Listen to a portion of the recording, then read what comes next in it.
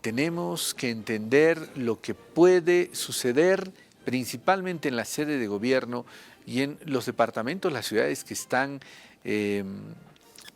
arriba, si usted quiere, ¿no? No en las zonas bajas, sino en las zonas altas, porque lamentablemente este fenómeno del Niño va a traer esas consecuencias. Mucha lluvia en las zonas bajas, escasez de lluvia en las zonas altas y vamos a empezar a tener problemas con el agua. Estoy acompañado del ingeniero Waldo Vargas, él es experto en medio ambiente y cambio climático. Le doy la cordial bienvenida y me voy directamente a preguntarle a Waldo, ¿qué debemos hacer los paceños, los orureños, los potosinos, quienes vivimos en zonas altas, Waldo, para evitar este problema que nos va a traer el fenómeno del Niño?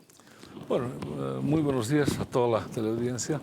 En primer lugar, yo creo que nos está faltando una comunión informativa entre la entidad que administra las aguas en La Paz y el Alto y toda la sociedad civil. No hay una información fluida en cuanto a cantidad y en cuanto a calidad. Eso tiene que existir en cualquier tipo de empresa de servicios de esta naturaleza, tiene que existir esa comunión de información. Entonces, la comunidad para determinada situación debe estar ya preparada para ejercer cierto tipo de acciones, porque se puede recomendar una serie de acciones, es cierto, pero eso es parte de una educación no formal, pero si se dan cuenta no es continua, no es regularizada, no está acompañando una gestión. Entonces, ese accionar entre sociedad y empresa de servicios tiene que estar armonizado en cuanto a cantidad y calidad versus comportamiento de la sociedad. Entonces es un acompañamiento permanente y eso tiene que ser ejercido por la empresa prestadora de servicios. Ahora, la comunidad tiene la obligación per se, naturalmente, de cuidar el agua, no malgastar en el lavado, aseo personal, en el riego de jardines, patios, a veces hay mascotitas, está el patio sucio y la gente manguerea, está bien, eso es higiene, pero hay que procurar usar esa agua después del lavado de tazas, por ejemplo, se puede utilizar. Entonces hay una especie de información que está faltando entre empresa, prestadora de servicio y comunidad. Ahora, Waldo, tú estás de acuerdo en que las autoridades, las instituciones generen algunas políticas que permitan, por ejemplo, el sancionar a las personas que malgastan el agua. Extra cámaras, yo te comentaba cómo de forma muy triste, visto el pasado sábado, este edificio nuevo que está en el sector de La Vita, justamente, donde era la fábrica, donde se edificaba este edificio. Yo veía muy tristemente cómo los trabajadores, los albañiles de este lugar, lavaban la acera con una manguera durante varios minutos, desperdiciando el agua. Y claro, o sea, son cosas que te chocan, digamos, ¿no? Y como esa experiencia vemos bastante en las aceras de los edificios, por ejemplo, los porteros manguereando, sin entender, yo no sé si los propietarios de esos edificios o son los propios trabajadores, sin entender que esa es una forma de malgastar el agua. ¿Tú estarías de acuerdo en que ese tipo de hábitos sean sancionados por las autoridades? Bueno, más que eso hay un concepto en la escala de tarifas, ¿no? Quien utiliza más cantidad de agua, automáticamente llegado a un tope pasa al siguiente bloque y el siguiente bloque tiene otra tarifa. Y la tarifa es así escalonada, ¿no? Quien más consume agua va subiendo de categoría y va pagando más. Esa es una manera de justamente desincentivar el mal uso del agua. Pero más importante es la cultura. Por ejemplo, en ese caso de ese edificio, lo primero que tiene que hacer más bien quien está encargado de esa construcción es utilizar la escobita y barrer todos esos escombros, seleccionarlos, llevarlos a un sitio apropiado y si amerita, es necesario utilizar agua de segundo uso, agua gris, por ejemplo, para limpiar eso. Pero no aguas negras, ¿no? Aguas residuales no se puede porque eso sí estaría contaminando. Pero ya son usos y costumbres y además educación. Entonces, por eso vuelvo a insistir que la empresa tiene que acompañar su gestión con un proceso de educación no formal, pero continuo. Entonces, de esa manera se logra transmitir a la población cómo debe actuar en cada caso y en cada circunstancia que se vaya presentando. Y a eso se suma que la empresa debe informar permanentemente. Estamos entrando en alerta amarilla por los niveles, estamos entrando en alerta naranja, alerta roja. Entonces, para cada nivel de alerta hay una serie de comportamientos que la sociedad tiene que adoptar, ¿no? Si está acostumbrada a bañarse cada día, pues tendrá que en alerta naranja día por medio. Entonces, mover la frecuencia de uso del agua. Entonces, esas son las maneras en que la comunidad con la empresa tienen que interactuar permanentemente. No son spots televisivos, cuide el agua, cuide el agua. Claro, todos sabemos que hay que cuidar el agua, pero no todos saben el cómo cuidar el agua. Ahora, Waldo, han proliferado, es cierto, estos lavaderos de autos, por ejemplo. No veo ninguno que recicle el agua. O sea, no he visto ningún ambiente acondicionado para que sea un lavadero, que las aguas puedan ingresar a un tanque, digamos, donde tenga un tratamiento y esa agua vuelva a ser utilizada. No existe, no se recicle el agua, por ejemplo, en estos lavaderos, ¿no? Yo veo siempre, porque me toca venir hacia el canal, frecuentemente en la puerta de la Fuerza Especial de Lucha contra la Violencia, cómo los conductores de los vehículos policiales abren la pila, empiezan a lavar las camionetas, mientras están jabonando, poniendo espuma a la camioneta, el agua sigue saliendo, no se preocupan en cerrar la llave. Es una molestia que genera este tipo de actividades, este tipo de costumbre que tiene la gente. Claro, ha proliferado el negocio de lavado de autos, pero callejero, en las calles. Entonces, evidentemente, hay esa situación de despilfarro, ¿no? El agua está escurriendo por las calles, no hay un reciclado. En algunas agencias o instalaciones de lavado, engrase y fumigado que hay de vehículos, sí tienen un sistema de recolección de lodos y también de agua. Y esa agua que está ya usada la reutilizan para limpiar el taller una vez que ha terminado la jornada del día. Entonces, de alguna manera le dan un cierto uso a esa agua de segunda mano, digamos, si vale la expresión. Pero en realidad la mayor parte de los lavaderos de autos que son callejeros no tienen para nada ese tipo de sistema, ¿no? Entonces, de alguna forma estamos viendo que se despilfarra el agua de esa manera.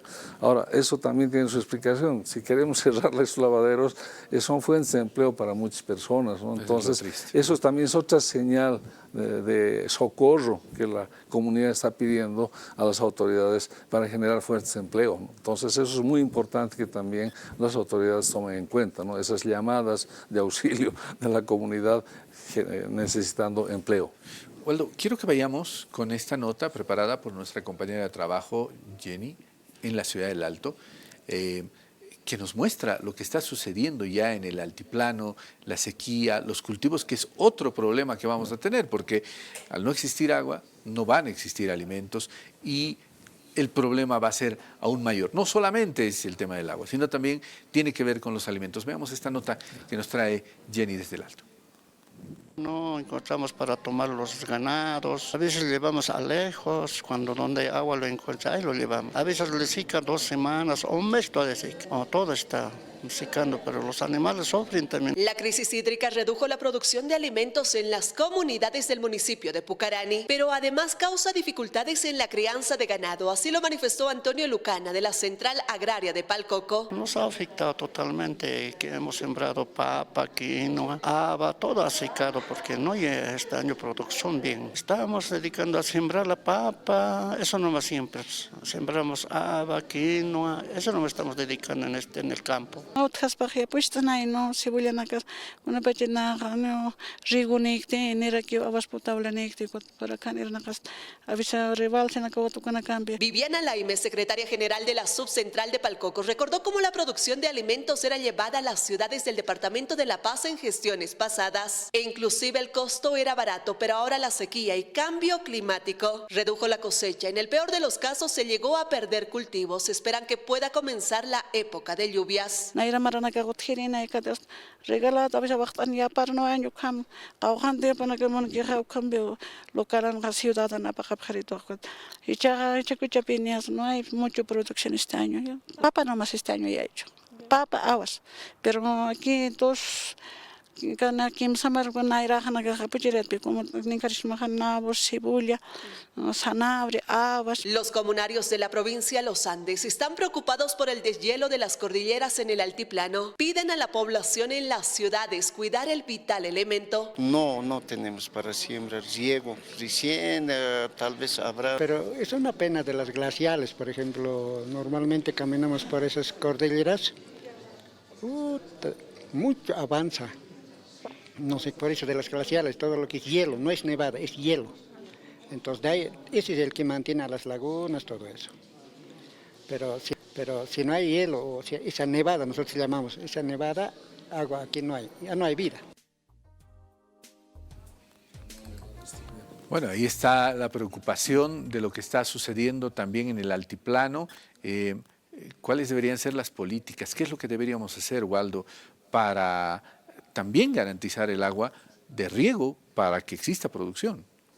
Claro, este es un tema muy vinculado al concepto de ciclo hidrológico.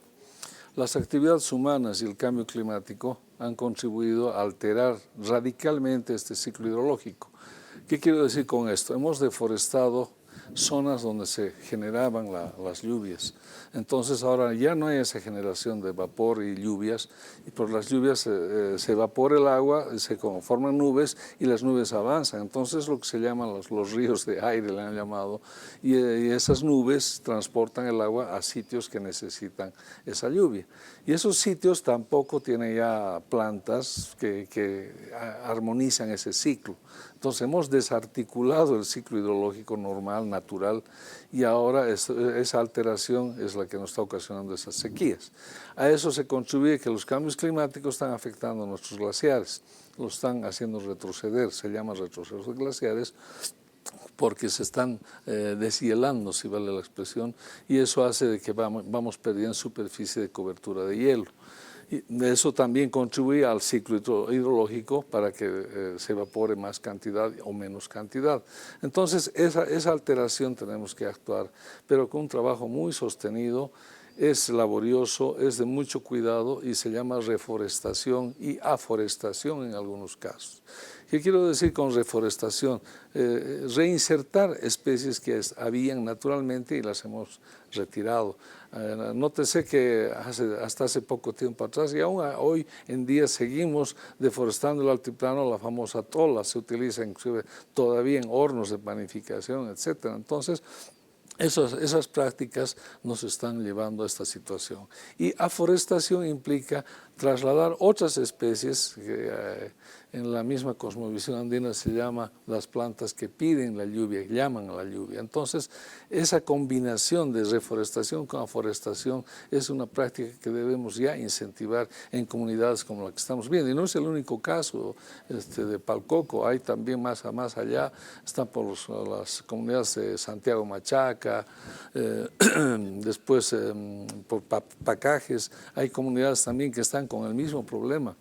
Entonces hay que empezar ya a trabajar esto y con las comunidades. Es un trabajo sostenido, continuo y además con bastante esfuerzo económico y también social. Waldo, ¿tú crees que nuestras autoridades deben ser más duras? ¿Debería generarse nuevas normativas para parar ya con la deforestación? Tú vas a la salida de Unduabi, la salida de los Yungas, y todavía sigues viendo camiones con madera, gente que no entiende de que le está quitando el pulmón al mundo, no solamente a Bolivia. Definitivamente, pues nosotros somos propietarios como país de Mutún. En vez de seguir utilizando la madera para construir techos, ya debemos desarrollar esa industria siderúrgica que tanto necesita el país. Generamos fuentes de empleo y transformamos esas vigas de madera estructurales de acero, por ejemplo, ¿no? Entonces, esa es una situación que nos van a agradecer nuestros bosques, por una parte. Por otra, estamos empeñados en una economía extractivista a ultranza en este momento. Estamos viendo cómo la minería está deforestando severamente, también se está expandiendo la frontera agrícola severamente. Entonces todo eso está alterando y contribuye aún más a alterar lo que ya está alterado del ciclo hidrológico. Y ese es el resultado que estamos viendo. Y cada vez va a ser más duro porque se van a producir fenómenos más largos, por ejemplo, sequías más agudas y prolongadas y épocas de lluvias más intensas pero más cortas. Entonces a eso estamos yendo. Es un nuevo acomodo del planeta a estas condiciones que hemos generado también los seres humanos. Ahora, en cuanto a este trabajo que hay que hacer, pues mucho tiene que ver con el cambio de actitud.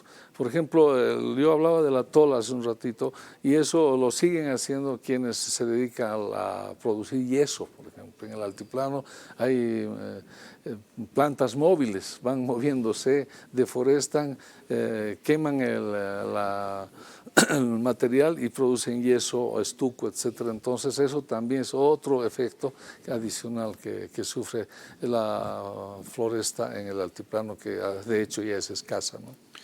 Bien, Waldo, estamos a 27 de julio, estamos alertando a la gente de que se viene un momento muy difícil con el tema del agua y si no cambiamos nuestros hábitos, las cosas pueden ser peor. Gracias, como siempre, por habernos visitado, Waldo. No, muy buenos días, muchas gracias. Cuidemos el agua. Ahí estaba Waldo Vargas, experto en medio ambiente y cambio climático, hablando de este tema que, lo vuelvo a reiterar, tiene que ser tomado en cuenta por cada uno de ustedes, porque aquí cada boliviano, cada paceño, cada orureño, cada potosino juega un papel importante en cuidar el agua. Seguimos informando al país.